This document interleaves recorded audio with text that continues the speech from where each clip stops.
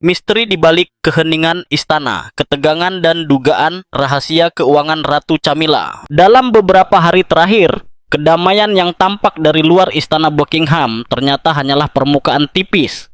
Di balik dinding bersejarah itu, gelombang ketegangan perlahan menyelimuti lingkungan istana, memicu spekulasi yang belum pernah terlihat sebelumnya tentang keluarga kerajaan Inggris. Media internasional dan komentator kerajaan menyoroti peristiwa ini sebagai krisis reputasi terbesar yang pernah dihadapi monarki modern. Segalanya dimulai tak lama setelah sebuah upacara formal berakhir. Putri Anne yang dikenal karena ketegasan, kejelian, dan komitmennya terhadap prinsip-prinsip kerajaan, secara kebetulan mendengar potongan percakapan yang seharusnya tetap tersembunyi. Bukan masalah asmara, bukan pula perselisihan terkait gelar, namun sesuatu yang jauh lebih serius, sesuatu yang berpotensi mengguncang fondasi istana. Suara-suara yang terdengar itu menyebut nama Ratu Camilla, wanita yang selama bertahun-tahun dipandang Raja Charles sebagai pilar kekuatan paling setia. Namun, dalam bisik-bisik tersebut, nama Camilla diucapkan dengan nada hati-hati yang dipenuhi ketegangan. Peringatan keras diikuti dengan kalimat yang mengejutkan. Instruksi kali ini tidak melalui jalur perbankan biasa. Uang itu langsung masuk ke trust fund di Karibia. Bagi Putri Anne, seorang yang mendedikasikan hidupnya untuk menjaga kehormatan monarki, frasa seperti tidak melalui jalur normal dan trust fund Karibia terasa seperti retakan tajam di dinding yang seharusnya selalu bersih dan transparan.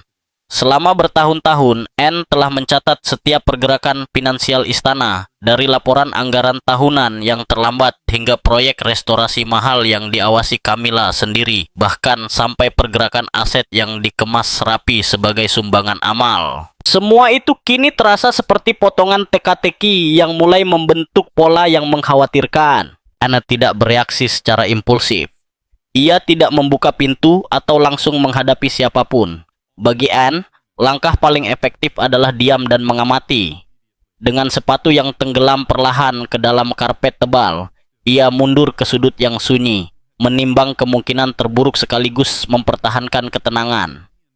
Matanya berpindah ke jendela, melihat Raja Charles dan Camilla tersenyum hangat melepas tamu yang pergi. Namun, sosok Camilla di matanya kini terasa asing, elegan, rapi, tetapi terasa jauh, menyimpan sesuatu yang Anne tak bisa pahami sepenuhnya. Ketegangan ini tidak hanya soal satu perintah keuangan yang mencurigakan.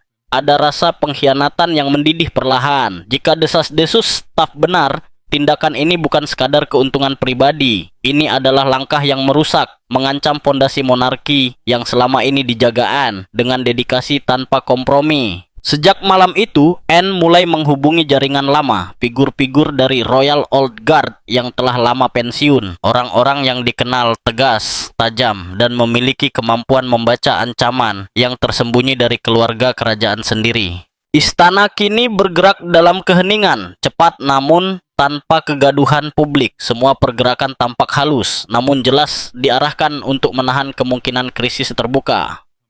Ini bukan hanya masalah internal, reputasi monarki di mata dunia sedang dipertaruhkan.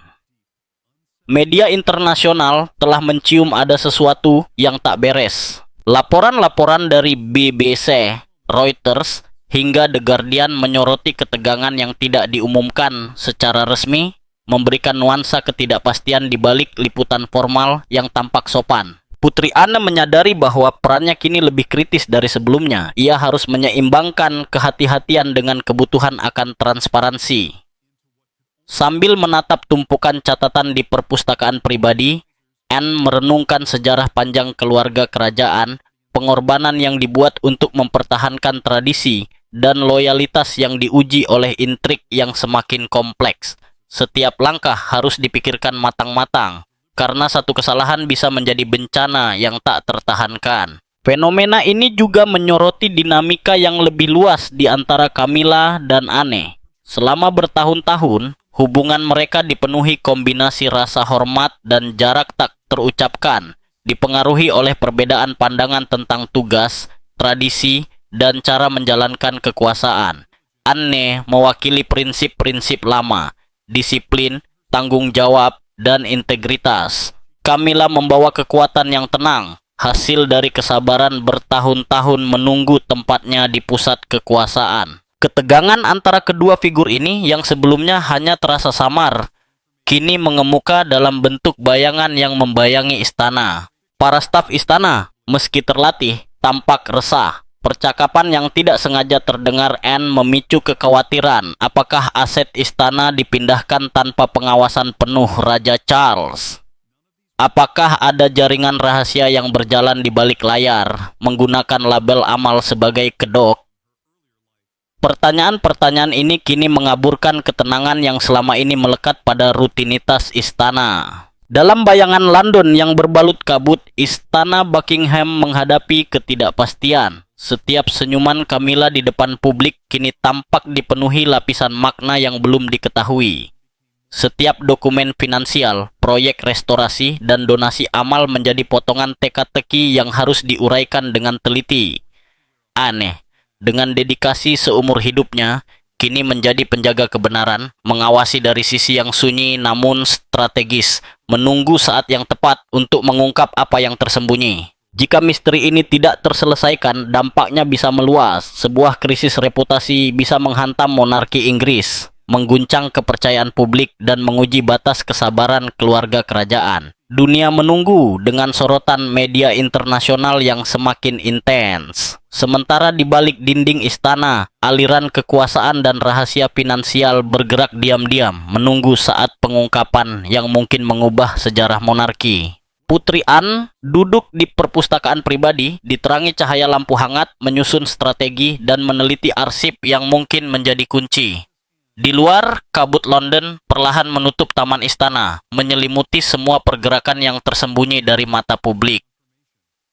Misteri ini belum berakhir. Pertanyaan yang menggantung tetap sama. Apa yang sebenarnya disembunyikan Ratu Camilla dan seberapa besar dampaknya bagi masa depan monarki? Sebuah perasaan berat yang menyesakkan tiba-tiba menyelimuti dirinya. Ini bukan lagi gosip pelayan yang tak berbahaya. Ini adalah pembukaan dari pertempuran yang tak pernah ia ingin hadapi, dan satu pertempuran yang ia tahu takkan pernah ia tinggalkan begitu saja. Anne menatap catatan-catatan di mejanya.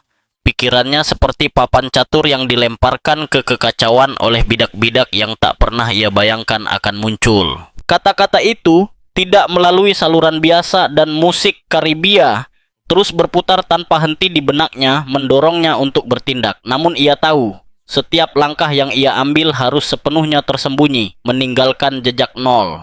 Anne memahami bahwa dalam struktur setradisional dan terkontrol ketat seperti Istana Buckingham, menanyakan pertanyaan langsung kepada Departemen Keuangan sama saja dengan memicu alarm.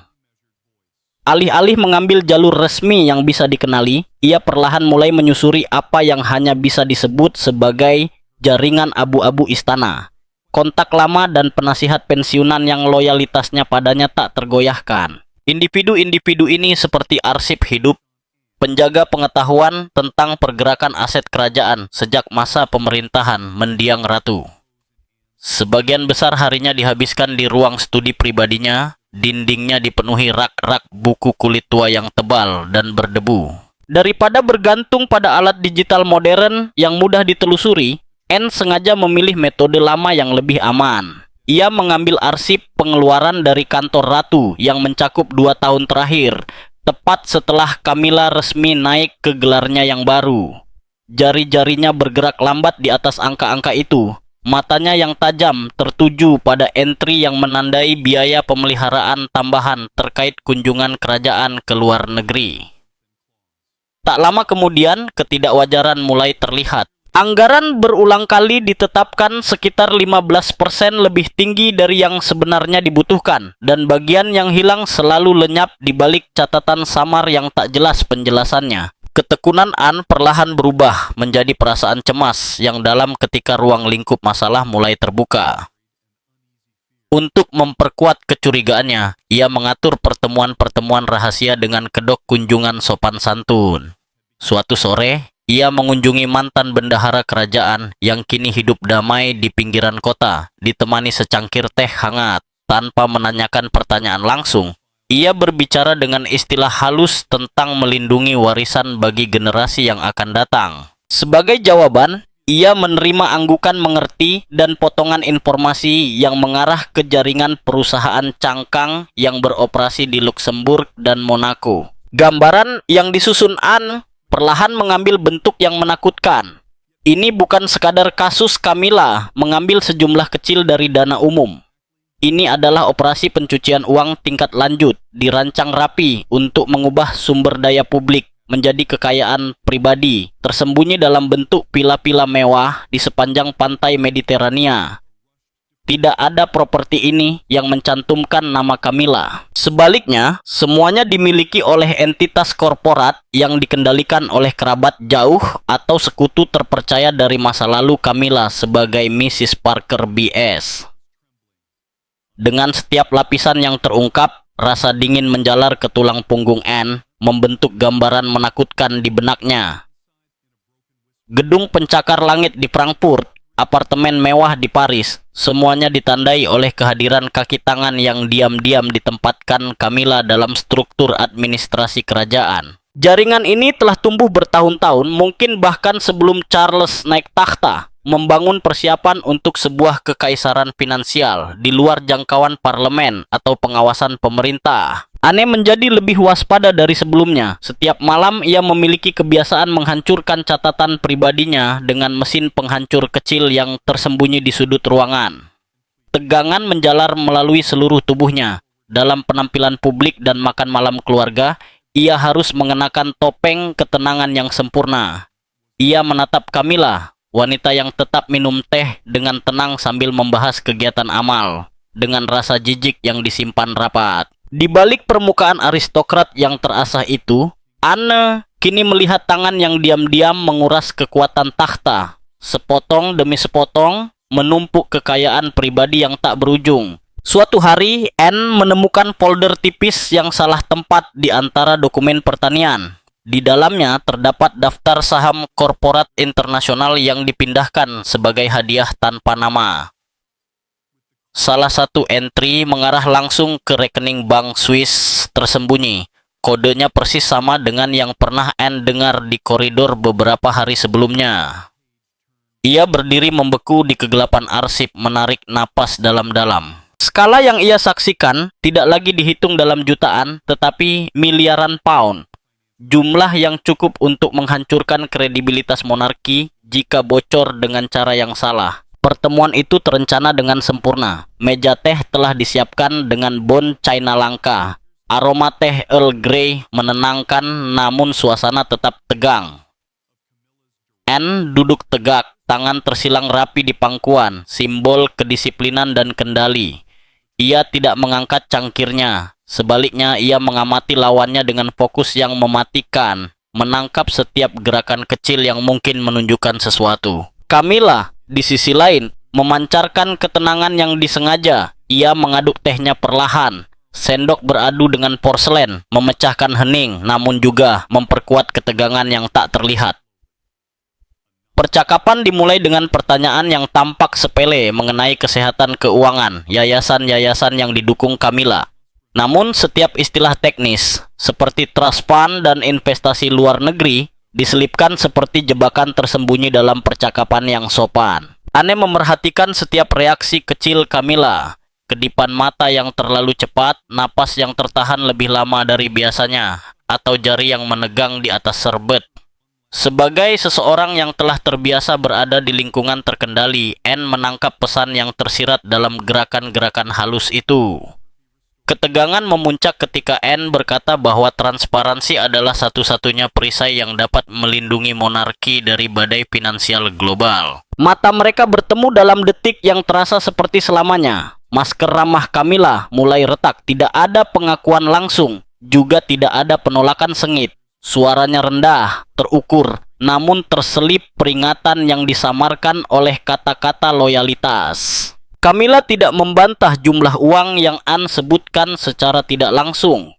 Ia malah mengubah tindakan yang dipertanyakan atau bahkan melanggar hukum itu menjadi narasi pengorbanan demi kelangsungan monarki.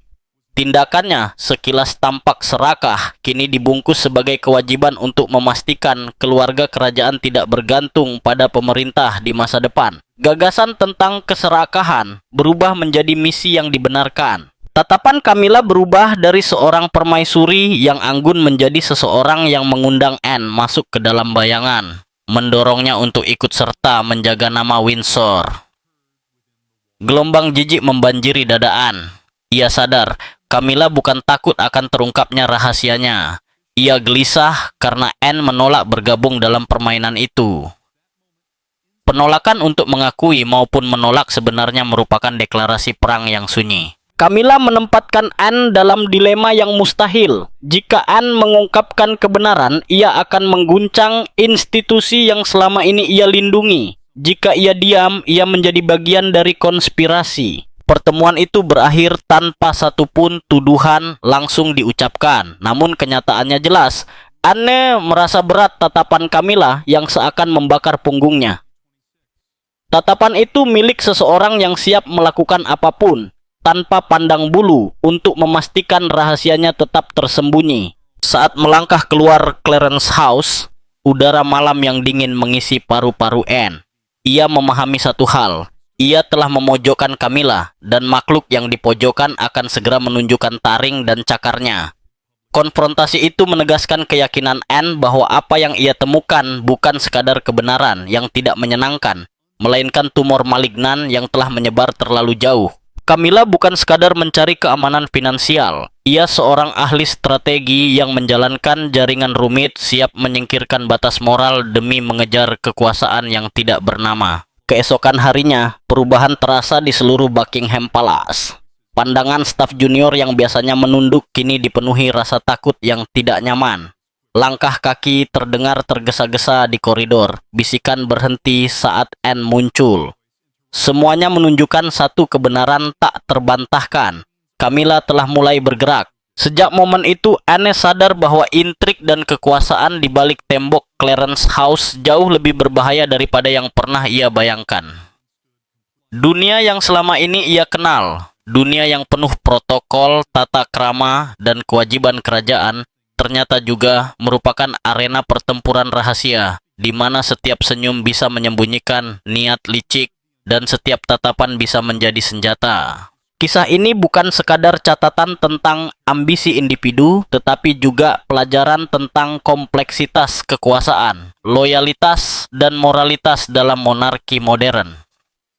Anne telah menatap mata Camilla dan melihat sesuatu yang jauh lebih menakutkan daripada skandal finansial, jaringan kekuasaan yang siap menelan siapa saja yang menghalangi jalannya. Dalam bayangan Clarence House, perang tak terlihat telah dimulai. Dan setiap langkah Anne sejak saat itu akan dipandu oleh ketajaman insting, keberanian, dan kesadaran bahwa kebenaran kadang menuntut harga yang sangat tinggi.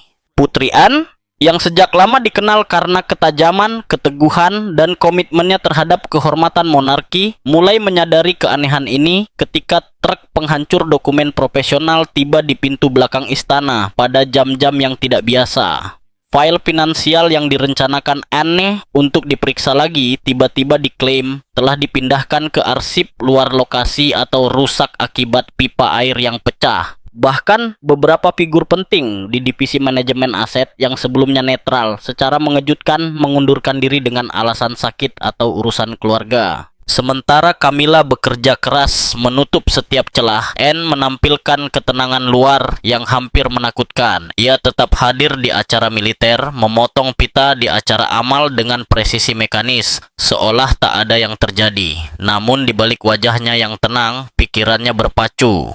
Anne memahami satu prinsip penting. Ketika lawan mulai panik dan menghapus bukti, saat itulah mereka paling rentan melakukan kesalahan baru. Perhatian Anne kini tertuju pada satu nama, Sir Alistair, penasihat keuangan senior yang secara tiba-tiba mengambil pensiun dini beberapa bulan sebelum penobatan Raja Charles. Ia mengingat wajah Alistair yang tegang dan cemas saat upacara perpisahan. Kepergian yang terburu-buru dan terasa tidak alami bagi pria yang telah mengabdi 3 dekade. Menggunakan jalur komunikasi pribadi yang sepenuhnya melewati pusat telepon istana, Anne menelusuri jejaknya hingga ke sebuah peternakan terpencil di Highlands, Skotlandia, di mana ia hidup dengan identitas baru, terus diliputi ketakutan akan keselamatan dirinya. Pertemuan itu berlangsung di tengah hujan deras. Anne datang sendiri tanpa pengawalan dan menemukan Alice Tister yang kini tampak kurus, lelah, dan selalu waspada. Dalam kamar kecil beraroma kayu lembab dan membusuk itu, Alice Tister mengakui dengan suara bergetar.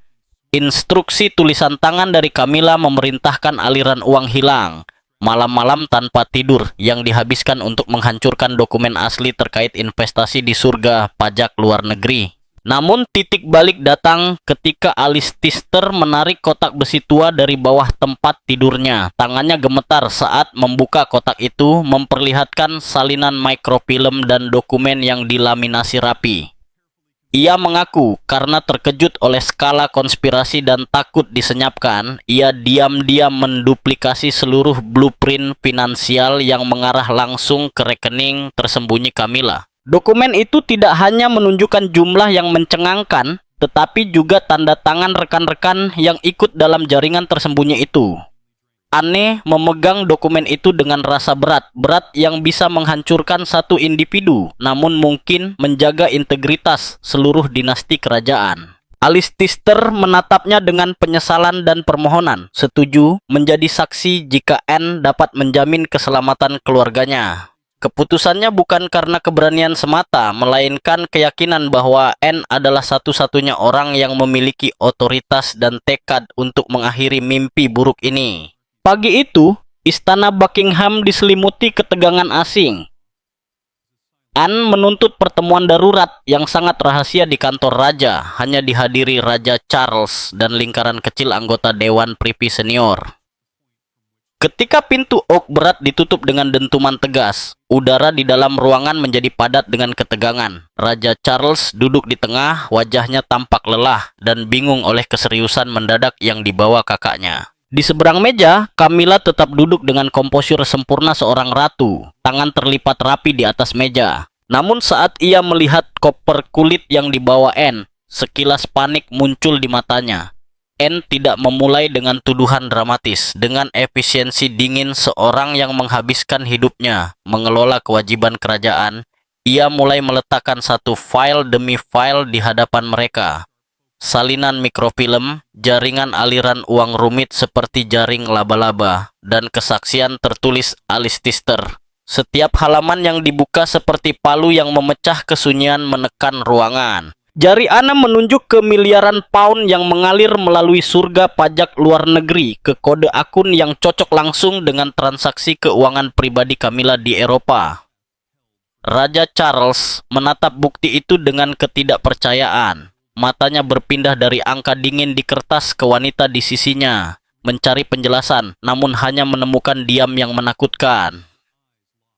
Camilla, meski tampak tenang secara lahiriah, jari-jarinya di bawah meja menegang hingga pucat. Segala keyakinan yang tersisa hancur ketika ia menyadari Anne bukan memegang rumor, ia memegang bukti tak terbantahkan. Puncak konfrontasi terjadi ketika Anne mengungkapkan dokumentasi tentang kerja sama langsung Camilla dengan penasihat keuangan dalam memanfaatkan aset publik. Ini bukan lagi skandal keluarga pribadi, ini pengkhianatan terhadap negara. Anne berdiri tegak, tatapannya pada saudaranya menuntut keadilan tanpa kompromi. Ia tidak menyerukan persidangan publik, namun menuntut hukuman setara dengan skala kejahatan. Pertanyaan di ruangan itu bukan lagi apakah Camilla bersalah, melainkan akankah monarki memilih keadilan atau bertahan pada ilusi kelangsungan. Vonis itu disampaikan di balik bayangan ruangan yang tertutup rapat. Camilla akan dicopot secara permanen dari seluruh wewenang finansialnya, ditempatkan di bawah pengawasan ketat Dewan Pribadi, dan dikurangi segala pengaruh nyata di dalam istana. Ia hanya akan tetap hadir sebagai simbol di sisi sang raja, seorang ratu hanya dalam gelar, terkurung di balik dinding berlapis emas tanpa kekuatan sejati. Di saat-saat terakhir pertemuan itu, mata Anne bertemu dengan Camilla satu kali terakhir. Tidak ada kemenangan dalam sorot matanya, hanya kesedihan yang dalam dan bertahan lama. Anne telah melindungi monarki, namun dengan harga mahal, kehancuran ikatan keluarga dan kepercayaan yang takkan pernah bisa dipulihkan. Minggu-minggu berikutnya, pertemuan tertutup itu membayangi istana Buckingham dalam keheningan yang hampir menyeramkan. Di mata publik, semuanya tampak normal. Pergantian penjaga tetap berjalan sesuai rutinitas, tur kerajaan tetap sesuai jadwal, dan senyum yang terlatih dari anggota keluarga kerajaan terus menghiasi halaman depan koran. Namun di balik pintu kayu tebal, sebuah gempa diam telah terjadi, meninggalkan retakan permanen dalam struktur kekuasaan Windsor. Ratu Camilla kini tampak seperti bayangan yang berkeliaran di kediamannya sendiri. Kegiatan publiknya semakin jarang, dan setiap kali ia berdiri di samping Raja Charles, kepercayaan diri yang tajam yang dulu ia miliki telah menghilang. Yang tersisa hanyalah keheningan yang mengganggu. Pandangannya menghindari kamera, terfokus pada kehampaan yang jauh. Ia tidak lagi memainkan peran dalam keputusan besar kantor raja, maupun mempertahankan pengaruh finansial yang dulu dimilikinya. Setiap langkah yang ia ambil, setiap pengeluaran yang ia otorisasi, kini diawasi ketat oleh komite investigasi internal yang dibentuk atas desakan Anne. Pada saat yang sama, operasi pemulihan rahasia berlangsung dengan intensitas tanpa henti, namun tetap di bawah kerahasiaan absolut. Putri Anne secara pribadi mengawasi pembongkaran perusahaan-perusahaan cangkang dan pengembalian kekayaan besar yang disembunyikan di surga pajak luar negeri. Dana-dana itu mulai mengalir kembali ke akun kerajaan, disamarkan di bawah label seperti keuntungan investasi surplus atau donasi yang direpatriasi. Kolaborator Camilla, dari penasihat finansial yang korup hingga manajer properti yang kompromi, satu persatu menghilang dari struktur administrasi. Beberapa masuk pensiun dini secara mendadak, sementara yang lain dipindahkan diam-diam ke posisi tanpa kekuatan di lokasi jauh. Semua dilakukan di bawah disiplin tak tergoyahkan dari diamnya kerajaan. Ikatan antara dua wanita paling berpengaruh di monarki kini telah berubah menjadi es. Dalam acara-acara formal yang jarang dihadiri keduanya, Anne tetap mempertahankan etiket yang sempurna, ketenangannya sekeras besi. Ia tidak pernah menatap mata Camilla secara langsung, namun kehadirannya saja menjadi pengingat konstan dari penghinaan dan kekalahan yang harus ditanggung Camilla. Bagi Anne, ini bukan balas dendam. Ini adalah operasi yang diperlukan, pengangkatan tumor secara bedah yang menggerogoti kehormatan keluarga. Raja Charles pun mulai berubah dengan cara yang kompleks dan menyakitkan. Ia menghabiskan lebih banyak waktu berjalan di Taman Highgrove, menjauh dari kenyataan pahit bahwa wanita yang ia percayai sepenuhnya telah mengkhianati nilai-nilai yang ia junjung tinggi. Kehancuran hubungan mereka tidak muncul melalui pertengkaran keras, melainkan melalui jarak emosional dan fisik yang semakin besar. Mereka tetap berada di bawah atap yang sama, namun tampak hidup di dunia yang sama sekali berbeda. Satu berjuang untuk mempertahankan monarki, yang lain perlahan memudar di dalam penjara tak terlihat. Di luar dinding istana, jurnalis dan pengamat politik mulai berbisik dengan kecurigaan yang meningkat. Pertanyaan muncul tentang absennya sang ratu, kepergian staf secara tiba-tiba, dan pergerakan finansial yang tidak biasa dalam laporan anggaran tahunan. Namun karena disiplin Anne dan rahasia yang rapat, bukti definitif tak pernah muncul. Kebenaran inti, miliaran pound dan kerajaan finansial yang tersembunyi, tetap terkubur dalam karpet beludru dan sumpah diam yang khidmat. Monarki selamat dari arus bawah itu, tetapi kepolosan dan kepercayaan keluarga hilang selamanya. Anne menoleh dan kembali melangkah ke dalam, meninggalkan kegelapan yang berkumpul di atas London.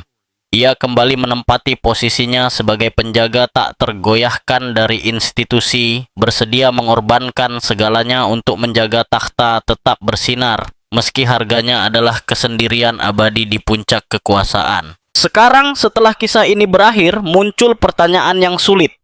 Apakah keputusan Putri Anne dan Raja Charles untuk menyembunyikan kebenaran merupakan pengorbanan mulia demi stabilitas monarki? Ataukah kompromi yang memastikan keadilan tidak akan pernah benar-benar ditegakkan di mata publik. Dalam setiap langkah tersembunyi dan pengawasan diam, jawaban tetap berada di balik pintu-pintu tertutup istana, sementara warisan kerajaan terus berjalan, berkilau di permukaan. Namun berlapis rahasia dan pengorbanan yang tak terlihat